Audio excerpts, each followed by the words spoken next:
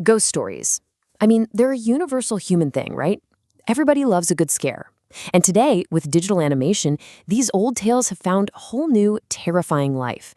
So today, we're going to pull back the curtain and see exactly how these modern horror stories are built, piece by piece. So, what's the secret sauce? What are the key ingredients that take a simple story and turn it into a genuine, heart-pounding nightmare?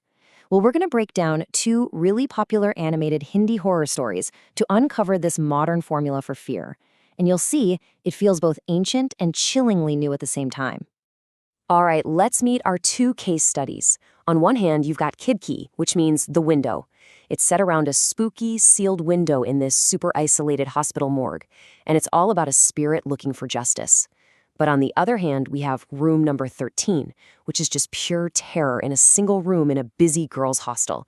Here, the ghost wants one thing and one thing only: revenge. Totally different setups, right? But as we're about to see, they're built from the exact same blueprint. Okay, let's dive into our first and maybe the most important ingredient, the setting. See, in these stories, the location isn't just a place where things happen, oh no. It's a living, breathing character with a seriously dark past. Now, this is where it gets really interesting. Look at the contrast here. The morgue in Kidkey, that's a place of, professional dread. It's supposed to be creepy. It's isolated. Its history is a forgotten secret. And the horror is kind of contained to that one sealed window. It's like a portal for one specific wronged soul. But room number 13? That is personal terror. It's just a normal room in a packed hostel, which makes the horror feel so much more invasive. It's not a portal, it's a trap, just waiting for the next person to walk in and get caught in this cycle of madness. So next up, the ghosts themselves.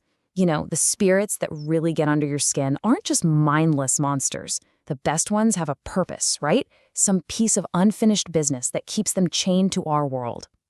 And right here, this slide just lays it all out. You've got the two main reasons a ghost sticks around: justice versus revenge. Nidhi from Kidkey, she was a murder victim. Her body was never even identified. She never got her final rites. So her haunting is basically a desperate cry to be found and finally put to rest. Shashi from Room No 13, though, she's driven by something way, way darker. She was rejected by someone she loved, she died by suicide, and now her spirit just lashes out, wanting to make anyone and everyone feel the pain that she felt. This one quote, this is Nidhi's entire reason for being. Mujhe nyay do. Give me justice. It's not a threat, it's a plea. Everything she does, as terrifying as it is all driven by this deep need for the closure she never got in life. She is a victim, literally reaching out from beyond the grave for help. And then you've got Shashi. Ab mujhe badla lena hai. Now I must take my revenge. You hear that? There's no plea there. That is just pure rage. Her pain has twisted into vengeance. She doesn't want justice. She wants to make more people suffer. Her goal isn't peace. It's to keep this horrible cycle of torment going forever. So, you've got your haunted place, you've got your ghost with a mission. What's the missing piece? Well, you need a protagonist, of course.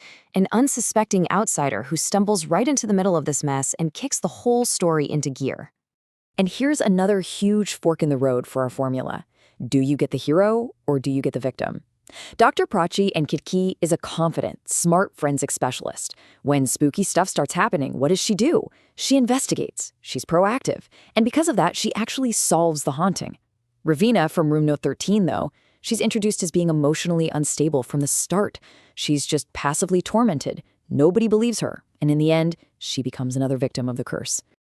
But here's what's so wild.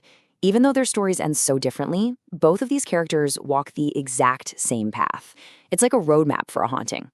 Step 1, they show up and totally ignore all the creepy local warnings. Step 2, they start experiencing really weird, terrifying stuff. Step 3, that leads to a desperate search for answers. And finally, Step 4, the big confrontation with the spirit that seals their fate, for better. Or, for much, much worse. It's the classic 4-act structure of a haunting. And that brings us to the final act, the resolution. The way a ghost story ends tells you everything about its message. Is it a cautionary tale warning you that the past can never really be escaped? Or is it a hopeful one about finding justice and finally getting some peace? In Kidkey, the ending is so clear and satisfying. It's like a supernatural detective story. Dr. Prachi's investigation, which combines modern science like DNA with ancient rituals, leads to a real solution. Nidhi's family is found, they perform her final rites, and her soul is finally truly free. The haunting is over. Problem solved. But room number 13 gives you zero comfort. It slams the door on that kind of happy ending. There's no investigation that can fix this, no ritual that's going to bring peace. The horror doesn't get resolved, it just finds its next host. The cycle of pain is built to be endless. And this? Wow, this is the story's final gut punch. Ravina doesn't get away. She doesn't solve the mystery. She becomes a part of it. The curse doesn't end, it just evolves, trapping her in this eternal, waking nightmare. She's now a living piece of that room's terrifying legacy. All right, so we've torn these two powerful stories apart, piece by piece. What have we learned? What is the actual formula for the modern digital horror that has millions of us completely hooked online? Well, it really boils down to these 5 key ingredients. You start with a cursed location, a place just soaked in tragedy. Then you add a vengeful spirit with a really powerful, unresolved reason for being there. Next, you drop in an unsuspecting newcomer to stir the pot. You build everything to a climactic confrontation, and then you end with a big moral choice. Do you give the audience the satisfaction of justice, or do you leave them with the chilling despair of a curse that never ends? And that really leaves us with one last big question. When we tell these stories, when we share them and get scared by them, what are we really trying to say? Are we just warning each other that the past never truly stays buried? Or are these tales maybe something more? A reflection of a deep desire for justice, a hope that even when the living fail us, the dead will somehow find a way to make their voices heard. It's something to think about anyway, especially the next time you hear a strange noise in the dark.